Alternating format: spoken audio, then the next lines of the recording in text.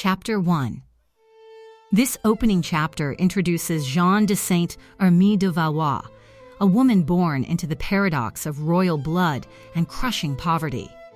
Despite her legitimate descent from King Henri II through an illegitimate line, Jeanne's childhood was marked by begging on the streets of France, clutching genealogy papers as her only proof of nobility. The narrative explores the psychological foundation of her later crimes, a toxic mixture of entitlement, resentment, and desperate hunger for recognition. We witness her calculated marriage to Nicolas de la Motte, a union based on mutual ambition rather than love, and their joint fabrication of aristocratic titles. The chapter establishes the contrast between the glittering world of Versailles and Jeanne's shabby reality, while introducing her obsession with Queen Marie Antoinette, who represents everything Jeanne believes she deserves, but has been denied. The tone is opulent, yet hollow, highlighting the fragility of constructed identity and the dangerous allure of wealth and status. The chapter concludes with Jeanne's first glimpse of Cardinal de Rohan, setting up the relationship that will drive the entire scandal. The crumbling chateau that Jeanne de Saint-Armée de Valois called home stood like a monument to fallen dreams. Its fade, once pristine white limestone, had weathered to the color of old bones, and ivy crawled across the cracked walls like green veins on a corpse. Inside, the ghost of former grandeur haunted every room. Threadbare tapestries still hung from gilded frames, and portraits of long-dead ancestors gazed down with chipped, aristocratic disdain. The gold leaf on the frames had dulled but not disappeared, and to Jeanne that fading shimmer was both a promise and a curse. She stood before the portrait of Henri II, her alleged ancestor, her fingers tracing the genealogy chart she had memorized since childhood. The parchment was yellowed and fragile, but the bloodline it traced was real. Through Henri's illegitimate son, she was connected to the very heart of French royalty. Yet this noble blood had bought her nothing but hunger and humiliation. "You must never forget who you are," her mother had whispered through wine-stained lips before abandoning her children to the streets. "You are Valois. The blood of kings flows in your veins." But blood, Jeanne had learned, was a poor currency in a world that valued gold over genealogy. She had spent her childhood begging in the streets of Paris, her small hand extended toward passing carriages, her voice hoarse from reciting her royal lineage to indifferent strangers. Most laughed at the ragged child who claimed to be descended from kings. A few pitied her. But one, the Marquise de Boulainvilliers, had believed. The Marquise had plucked Jeanne from the gutters, educated her in the ways of the court, taught her to read and write and carry herself with the bearing of true nobility. For a brief, shining moment, Jeanne had tasted the life she believed was her birthright. But charity has its limits, and when the Marquise died, Jeanne found herself once again outside the golden gates of paradise. Now, at 28, she had clawed her way to a precarious respectability through marriage to Nicolas de la Motte, a former gendarme with impressive-sounding credentials and an empty purse. Together, they had reinvented themselves as the Count and Countess de la Motte Valois, a fabrication as delicate as spun glass, but convincing enough to gain them entry into minor court circles.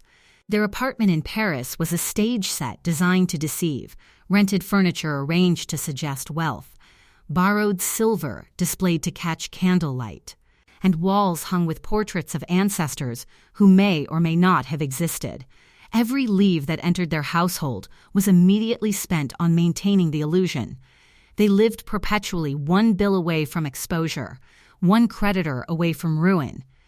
"We cannot continue this charade much longer," Nicholas said, standing by the window that overlooked their cramped courtyard. His reflection in the glass looked haunted. "The jeweler is demanding payment. The wine merchant threatens to go to the authorities. Our creditors are circling like vultures."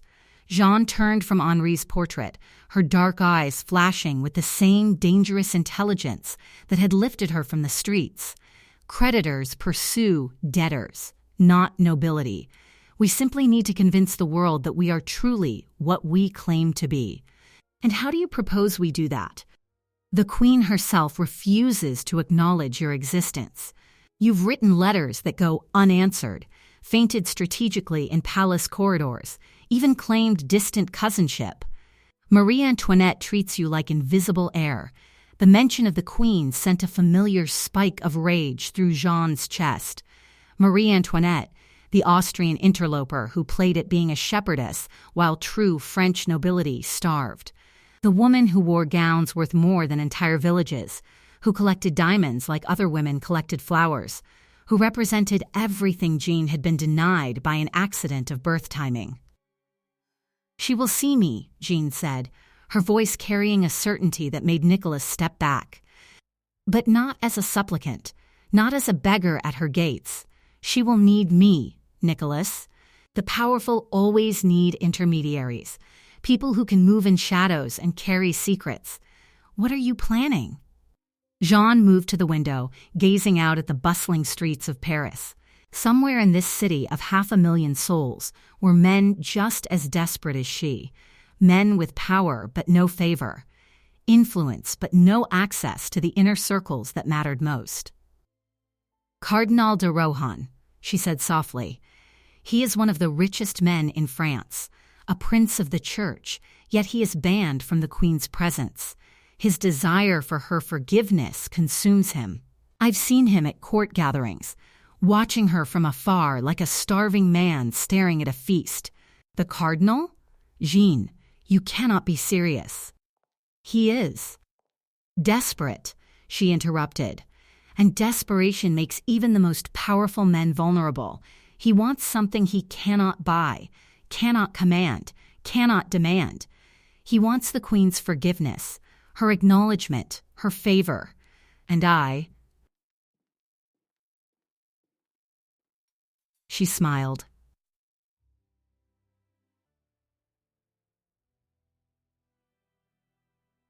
Expression both beautiful and terrifying, "I can give him hope." Nicholas stared at his wife, seeing something in her face that both thrilled and frightened him. "You're talking about deception, on a scale that could destroy us." "We are already destroyed," Jeanne replied. "We are living on borrowed time, borrowed money, borrowed names. This is our chance to make the lies truth, to claim what should have been ours from birth."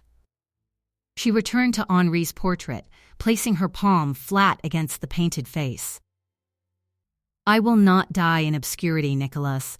I will not be forgotten like every other dispossessed noble who accepted their fate. The Valois name will be remembered, and it will be remembered through me." The candles flickered in their holders, casting dancing shadows across the room. In that uncertain light, the faded grandeur seemed to shimmer back to life, and Jeanne could almost see herself as she dreamed of being, draped in silk and diamonds, moving through the hall of mirrors, as courtiers bowed in her wake. But shadows are deceptive things, and dreams built on deception have a tendency to collapse into nightmares. As Jeanne stood before her ancestor's portrait, plotting her ascent to the heights of French society, she could not see the scaffold that awaited at the end of her ambition. She saw only the glitter of possibility, the promise of recognition, and the chance to finally make the world acknowledge what she had always known herself to be. The blood of kings flowed in her veins. Soon, she vowed, the world would know it too. Chapter 2. Jeanne begins her elaborate deception by positioning herself as a secret intermediary between Cardinal de Rohan and Queen Marie Antoinette. Through carefully forged letters and strategic manipulation, she convinces the Cardinal that the Queen's attitude toward him is softening and that she desires private communication through Jeanne.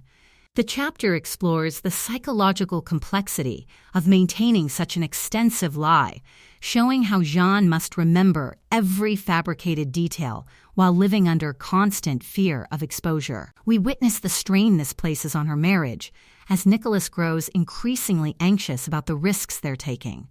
The narrative demonstrates Jeanne's remarkable talent for reading people's desires and exploiting their weaknesses, while also showing the intoxicating effect of successfully manipulating powerful figures. As money begins flowing from the grateful cardinal, Jeanne experiences her first taste of real wealth, but the pressure of maintaining the deception grows exponentially. The chapter culminates in a crucial moment when the cardinal demands more concrete proof of the queen's favor, forcing Jeanne to escalate her scheme to a dangerous new level that will require accomplices and increasingly bold deceptions. The salon of Madame de Polignac buzzed with the refined chatter of minor courtiers and ambitious social climbers, a world where reputation was currency and scandal was both feared and craved in equal measure. Jeanne moved through the crowd with practiced grace, her borrowed silk gown rustling softly as she navigated conversations like a skilled diplomat mapping enemy territory. She had spent months cultivating her presence in these circles, carefully building her reputation as a woman of mysterious connections and unspecified influence. Cardinal Louis-Ren-Douard de Rohan stood near the marble fireplace, his crimson robes a splash of ecclesiastical authority against the pale blue walls. At 50, he possessed the soft features of a man who had indulged every appetite, his eyes bright with intelligence but shadowed by a hunger that no amount of wealth or power could satisfy. Jeanne had studied him from afar for weeks, noting how his gaze would follow certain conversations, how his posture would stiffen when the queen's name was mentioned, how his fingers would unconsciously worry the gold cross at his chest. "Your Eminence," Jeanne approached with a curtsy calculated to suggest respect without subservience. "I trust you are well this evening." Rohan's attention focused on her with the intensity of a man starved for meaningful conversation. "Madame de la Motte Valois, your reputation precedes you, though I confess myself curious about the nature of your connections at court." Jeanne allowed a small, mysterious smile to play across her lips. "One learns to be discreet in matters concerning the royal family, Your Eminence. There are conversations that cannot be held in public, confidences that require careful handling." The cardinal leaned closer, his voice dropping to a whisper. "You speak of the queen?" "I speak of loyalty," Jeanne replied, her eyes meeting his directly, "and of the burden that comes with being trusted by those who must be above suspicion." It was a masterful response, neither confirmation nor denial, but loaded with implication. Rohan's breathing quickened almost imperceptibly. Here, perhaps, was the bridge he had been seeking, the path back to the royal favor that had been denied him for so long. Over the following weeks, Jeanne wove her web with the patience of a master craftsman. She began with casual mentions of Versailles, always speaking as if she had just returned from private consultations. She would arrive at gatherings with a certain weariness, as if burdened by weighty secrets, and when pressed for details, she would demur with practiced reluctance. "Her Majesty is misunderstood," Jeanne confided to Rohan during a carefully orchestrated private meeting in her Paris apartment.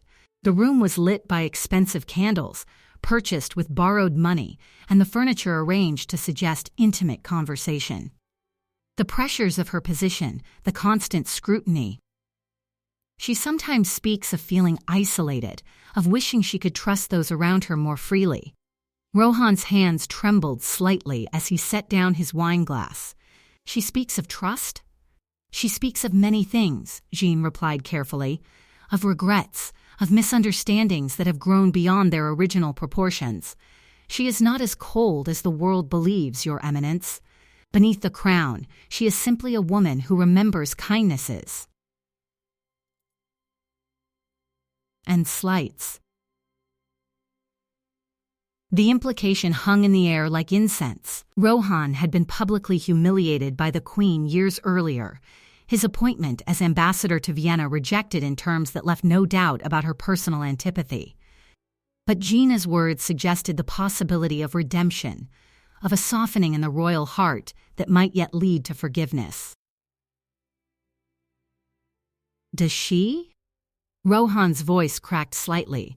"Does Her Majesty ever speak of me?" Jeanne paused, as if weighing her words carefully. She remembers your service to the church, your eminence. She has mentioned that perhaps past misunderstandings might be viewed differently with the wisdom that comes from time. It was a lie so perfectly crafted that it felt like truth. Rohan's face flushed with hope, and Jeanne watched as years of rejection and humiliation began to transform into desperate gratitude. The forged letters began soon after. Working with Urteau de Villette, a failed writer with a gift for mimicry, Jeanne created documents that would have fooled anyone who wanted to be fooled. They studied samples of the Queen's handwriting, practiced her distinctive flourishes, and crafted messages that were masterpieces of ambiguous warmth. Monsieur le Cardinal, the first letter read, "Certain recent conversations have led me to reconsider judgments that may have been formed too hastily. For the sake of harmony, I am willing to explore whether past differences might be set aside. Discretion, as always, must be our watchword." The signature, Marie Antoinette de France, was perfect in its imperfection, showing just enough variation from known samples to suggest the natural differences that occur when writing in private versus formal documents. Rohan received the letter in his private study, and when he read it, tears streamed down his face. Years of exile from royal favor seemed to dissolve in an instant. He kissed the paper, pressed it to his heart, and immediately began composing a response filled with gratitude and devotion.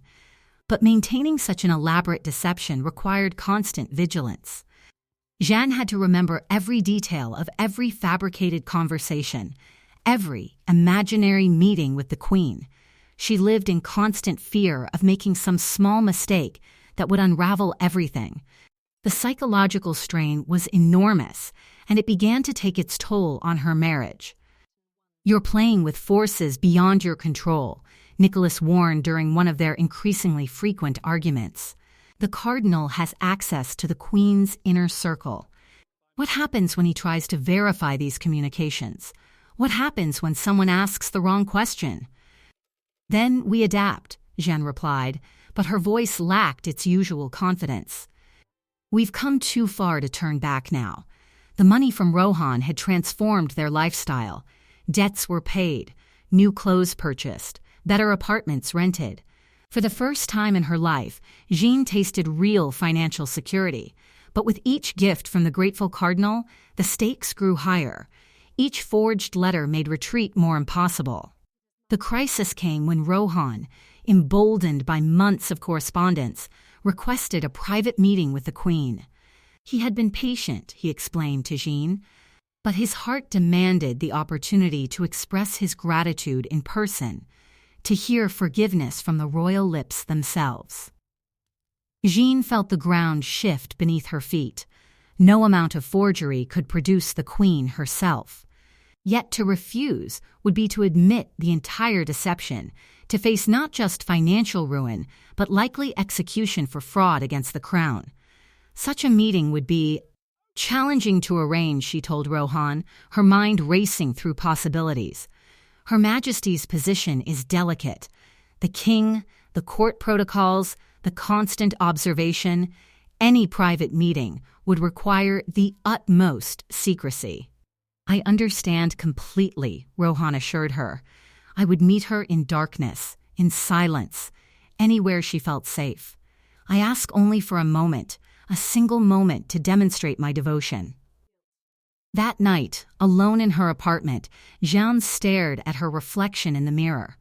The woman looking back at her was no longer the desperate street child or even the ambitious social climber. She was something new, something dangerous, a criminal about to cross a line from which there would be no return. But the alternative was unthinkable. To confess now would mean the Bastille, the scaffold, the complete destruction of everything she had built. And somewhere in the darkness of her desperation, a plan began to form. If the cardinal needed to see the Queen, then she would give him a queen. Not the real Marie Antoinette, but a shadow, a phantom conjured from darkness and desire. The die was cast. Jeanne de la Motte was about to commit the crime that would make her name immortal, and ultimately destroy her. Chapter 3. This chapter depicts the execution of Jeanne's most audacious deception, the nighttime meeting in the Grove of Venus at Versailles, where Cardinal de Rohan believes he encounters Queen Marie Antoinette. Using a prostitute named Nicole Leguay, who bears a resemblance to the Queen, Jeanne orchestrates a brief encounter in darkness that completely convinces the Cardinal of her access to royal favor. This success opens the door to the ultimate prize, the diamond necklace. When Jeanne learns of the magnificent piece, 647 diamonds worth 1.6 million livres, she recognizes the opportunity for the greatest theft in French history. She convinces Rohan that the Queen secretly desires the necklace but cannot purchase it publicly due to political concerns, and that he can serve her by acting as guarantor for the purchase. The chapter captures both the intoxicating triumph of successfully executing such an elaborate con and the growing terror as the magnitude of the crime becomes clear. When the jewelers hand over the necklace, Jeanne experiences a moment of pure euphoria before the brutal reality sets in. She must now dismantle this masterpiece and sell the stones before the first payment comes due, knowing that discovery means certain death. The gardens of Versailles at midnight were a labyrinth of shadows and secrets, where the geometric perfection of daylight dissolved into something far more dangerous and unpredictable. Jeanne crouched behind a carefully manicured hedge in the Grove of Venus, her heart hammering against her ribs as she watched the most audacious performance of her life unfold in the moonlit clearing before her. Cardinal de Rohan stood in the center of the grove, his hands clasped behind his back, his entire body vibrating with nervous energy.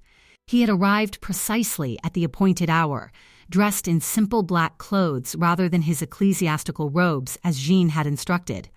The transformation from powerful prince of the church to anxious supplicant was complete. He looked like a man approaching his own judgment, desperate for absolution. From the opposite side of the grove, a figure emerged from the shadows. Nicole Leguay moved with careful, practiced steps, her resemblance to Queen Marie Antoinette enhanced by the flowing white muslin gown and the veil that partially obscured her features. In the uncertain light, with her blonde hair arranged in the Queen's distinctive style, the illusion was perfect. Jeanne had coached her for weeks, teaching her to hold herself with royal bearing, to move with the particular grace that characterized the Queen's public appearances. The Cardinal fell to his knees the moment he saw her, his voice breaking with emotion. "Your Majesty, I cannot express the gratitude that fills my heart." Nicole extended her hand, allowing him to kiss her gloved fingers. When she spoke, her voice was soft, barely above a whisper, the words Jeanne had drilled into her memory. "The past is forgiven. I have need of your discretion and your service." She pressed a white rose into his palm, a token that would become precious to him beyond any treasure, and then melted back into the darkness as suddenly as she had appeared. The entire encounter lasted less than 5 minutes, but in Rohan's mind, it would replay for the rest of his life as the moment of his redemption. Jeanne remained hidden until she heard his carriage departing, then emerged from her hiding place with legs that shook from more than just the night's chill. She had done it.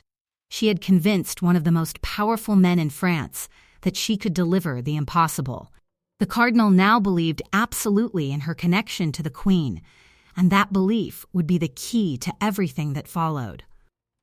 The weeks after the garden meeting passed in a blur of carefully orchestrated communications. Rohan showered Jeanne with gifts, jewelry, money, promises of future support, all offered in gratitude for her services as intermediary. But Jeanne's mind was already moving beyond these relatively modest rewards to something far more ambitious. The diamond necklace had been haunting the jewelers Boehmer and Bassange for years. Originally commissioned by King Louis XV as a gift for his mistress, Madame du Barry, the piece had remained unsold after the king's death, a glittering white elephant that threatened to bankrupt its creators. 647 diamonds arranged in elaborate festoons and tassels. It was less a piece of jewelry than a constellation of light made tangible.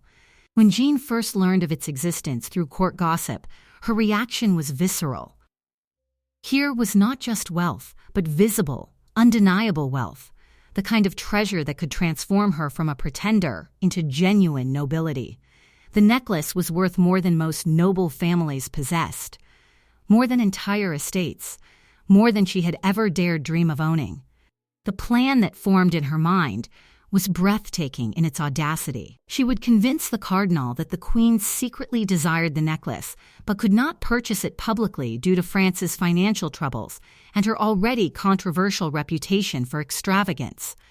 The cardinal, desperate to serve his newly forgiving queen, would guarantee the purchase, allowing Jeanne to take possession of the necklace ostensibly for delivery to Marie Antoinette. "You want to steal the queen's diamonds?" Nicholas stared at his wife in horror when she outlined the scheme.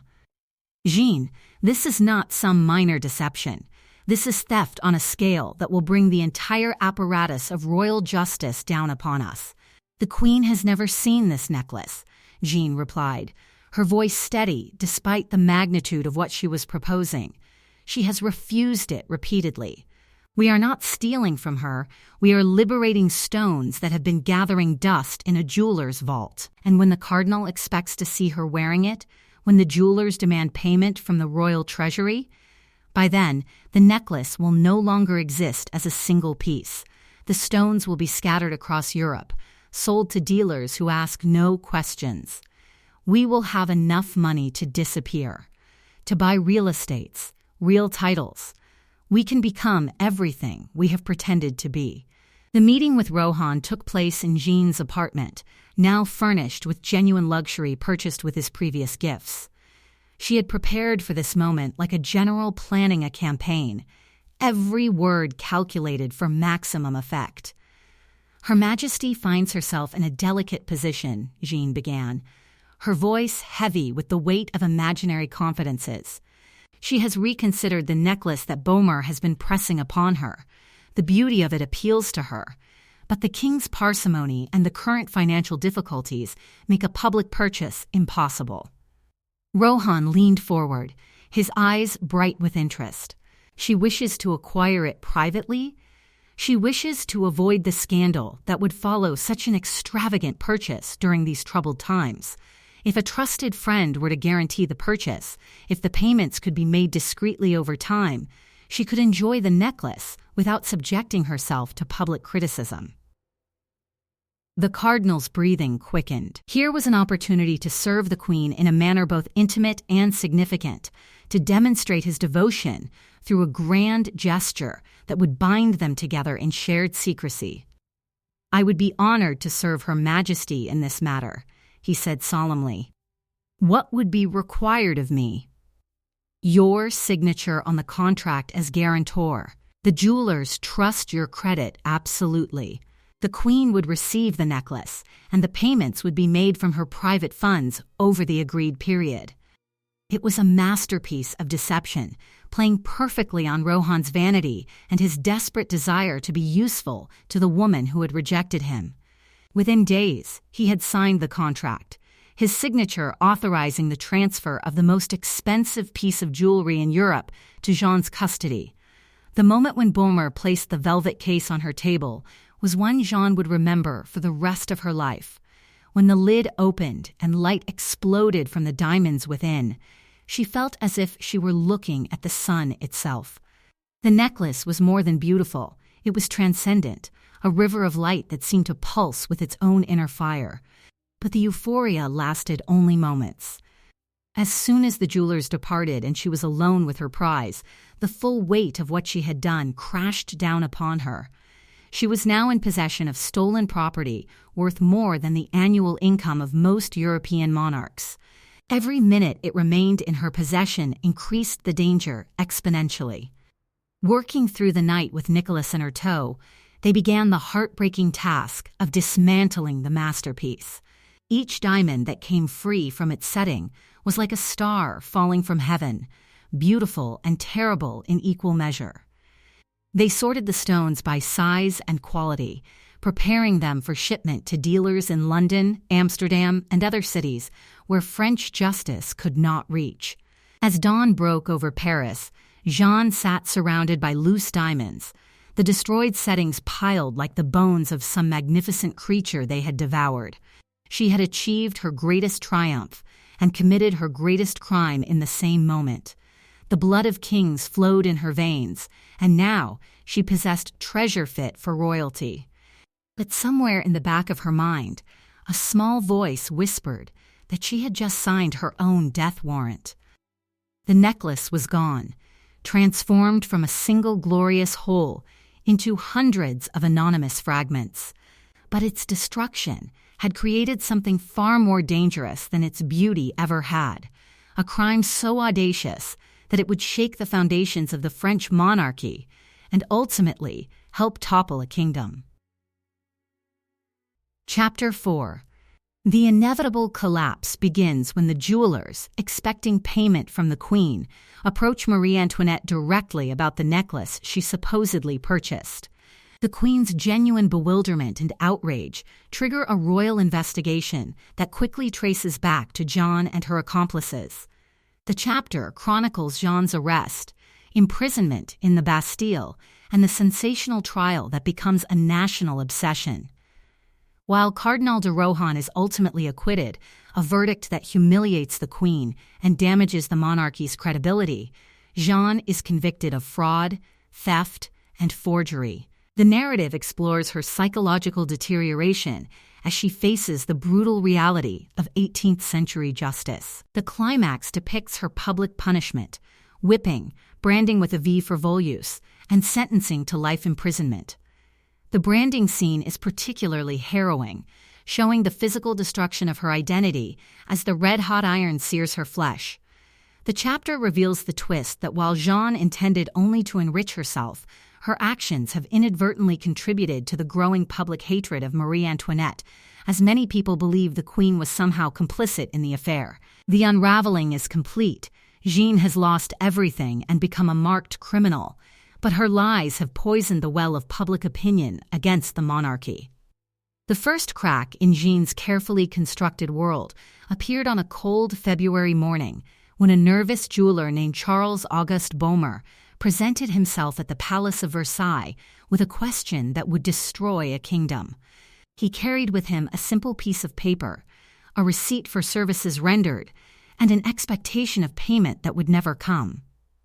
Marie Antoinette received him in her private apartments, surrounded by the familiar luxury that had made her a symbol of royal excess throughout France. When Baumer mentioned the diamond necklace she had supposedly purchased through Cardinal de Rohan, the Queen's face went blank with genuine confusion.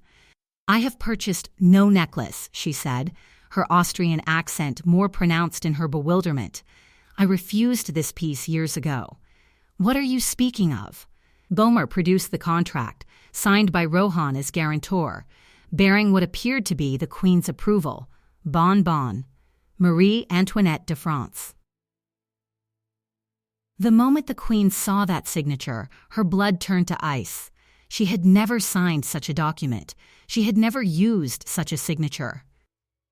Someone had forged her name, had used her identity to commit fraud on an unprecedented scale. Within hours, the machinery of royal justice was in motion.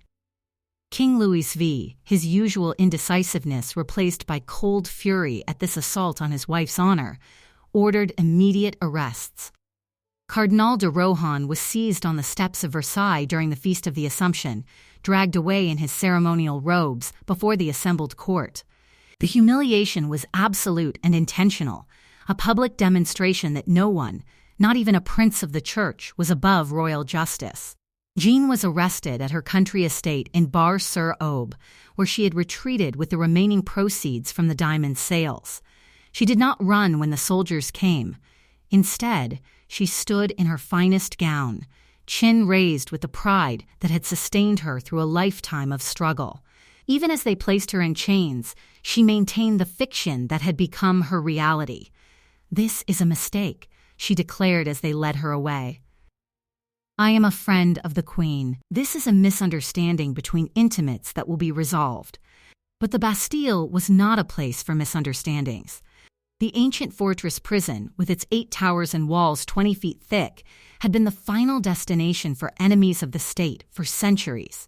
Jeanne's cell was barely 6 feet square, with walls that wept moisture and a single barred window too high to see through. Here, in the darkness and silence, the magnificent Countess de la Motte Valois began to unravel.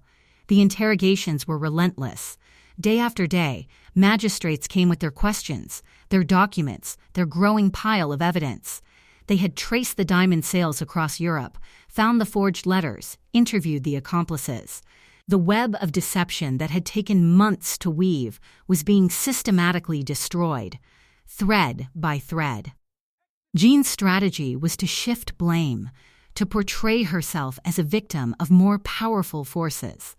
She claimed the cardinal had seduced her, that she had been his mistress, that he had used her innocence to execute his own scheme to defraud the jewelers. She wept convincingly, played the role of wronged woman, insisted she had believed the cardinal was acting with royal knowledge, but her lies collided with the testimony of others.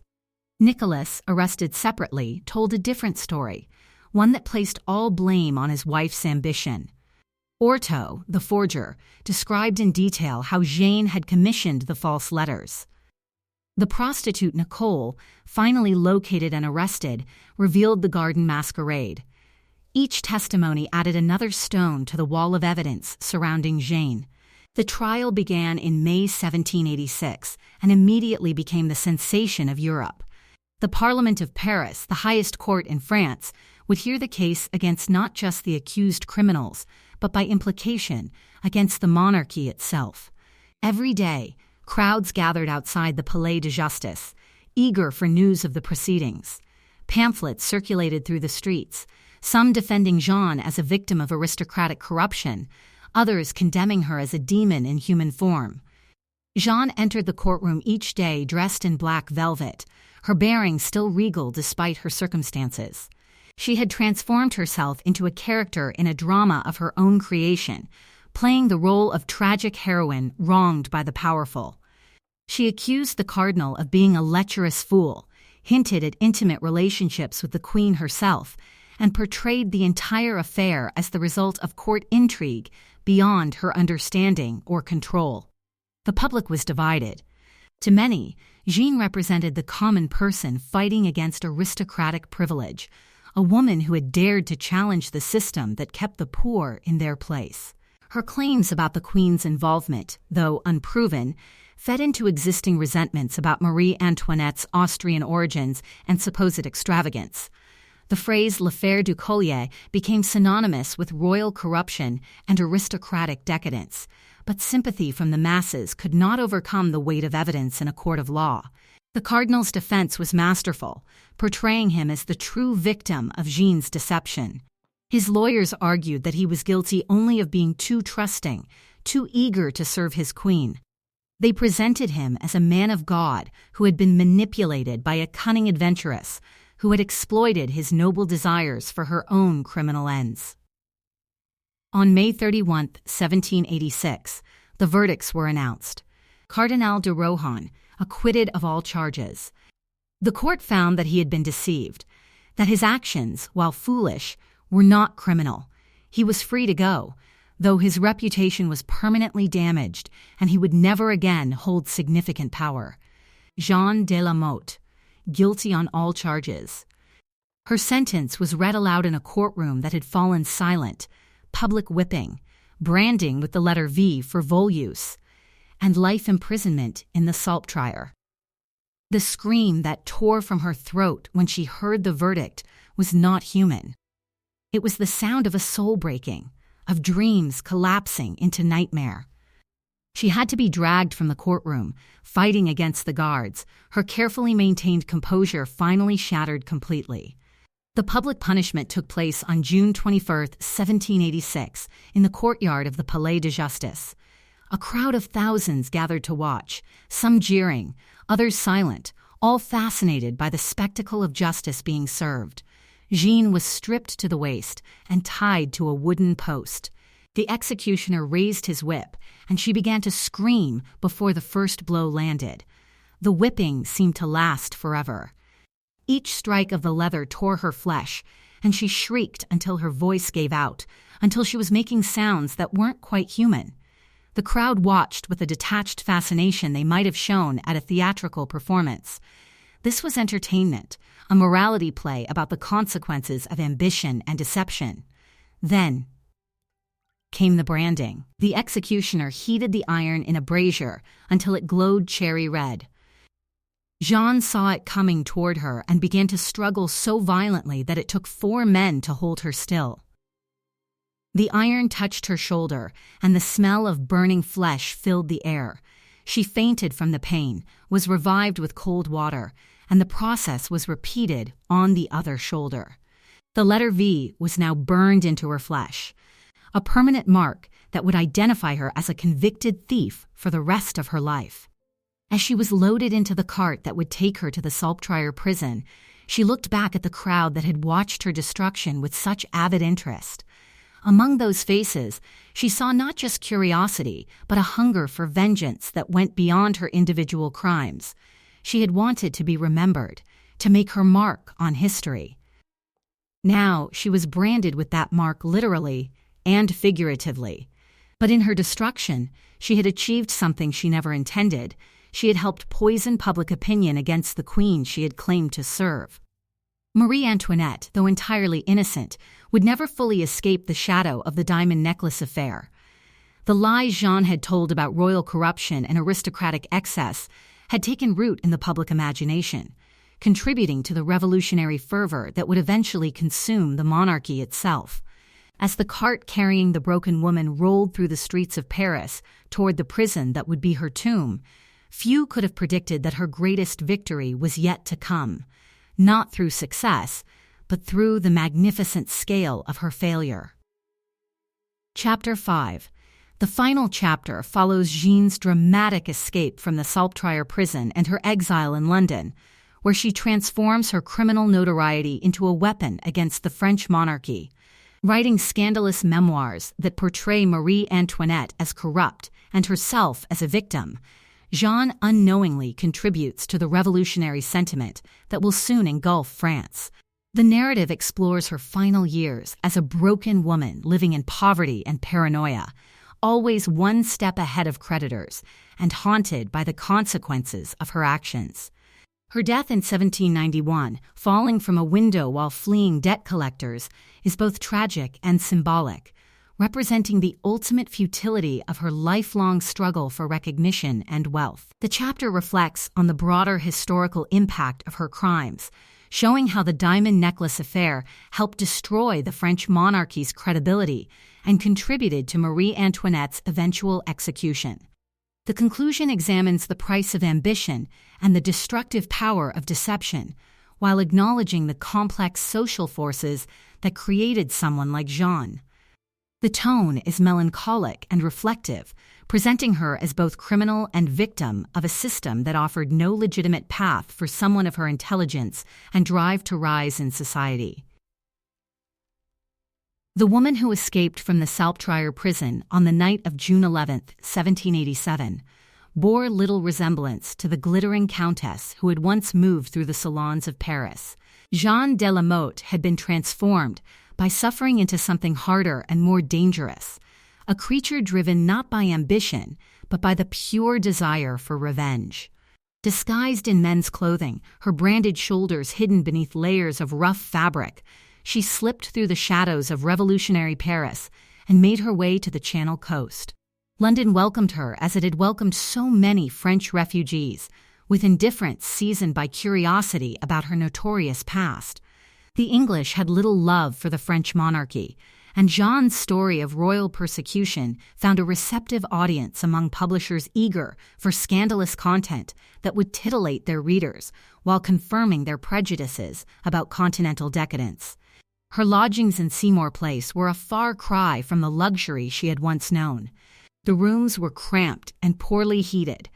furnished with the kind of shabby gentility that characterized the lives of exiled aristocrats who had fallen from grace. But Jeanne had not come to London to rebuild her fortune. She had come to destroy the woman she blamed for her downfall. The memoirs she wrote in those dingy rooms were masterpieces of character assassination disguised as tell-all confessions. Memoires justificatifs de la Comtesse de Valois de la Motte and later La vie de Jeanne de Saint-Hermy painted Marie Antoinette as a woman of insatiable appetites and boundless corruption. Jeanne claimed intimate knowledge of the Queen's private life, describing lesbian relationships with her ladies-in-waiting, detailing supposed orgies at Versailles, and suggesting that the Queen had not only known about the necklace affair, but had been its true architect. None of it was true. Jeanne had never been the Queen's confidante, had never possessed the intimate access she claimed. But the lies were crafted with the skill of someone who understood exactly what her audience wanted to hear. The books sold thousands of copies, were translated into multiple languages, and found their way back into France through smuggling networks that fed revolutionary sentiment. In the coffee houses of Paris, in the radical newspapers that proliferated as royal censorship collapsed, Jeanne's fabrications merged with existing grievances against the monarchy.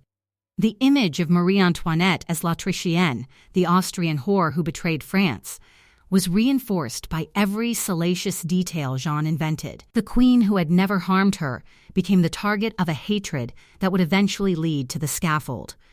But revenge provided no comfort to its architect. Jeanne's life in London was a constant struggle against poverty, creditors, and the demons of her own making. She drank heavily to dull the pain in her branded shoulders, which had never properly healed and left her in constant agony. She moved frequently from lodging to lodging, always one step ahead of debt collectors, always spinning new schemes to generate income. She tried blackmail, threatening to reveal the involvement of various French nobles in her schemes, unless they paid for her silence.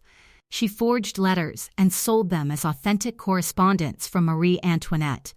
She gave interviews to newspapers, each time embellishing her story further, making herself more important and the Queen more villainous. The truth had long since ceased to matter. She was performing now, playing the role of the wronged noblewoman, and the performance was all she had left. News from France grew increasingly dark. The revolution had begun in 1789, and the world Jeanne had known was being torn apart.